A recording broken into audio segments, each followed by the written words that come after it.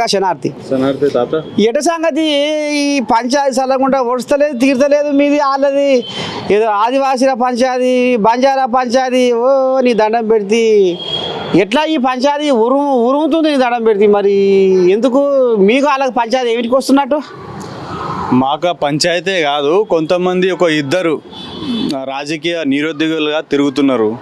అతని పేరు వచ్చేసి సోయం బాబురావు, ఇంకొకటి తెలివిలేని ఎంపీ అనే పేరు తెల్ల వెంకట్రావు.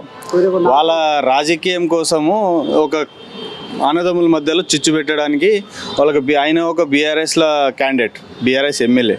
సో బీఆర్ఎస్ చేస్తుంది, ఈ పంచాయతీ కాదు. అసలు వాళ్ళకు తెలుసో తెలియదు, ఇద్దరు కోసము 8% మందిని దూరం పెట్టాలని చూస్తున్నారు. మొత్తం మనం వాళ్ళకి ఏం కావాలా అనేది వాళ్ళు అడగాల.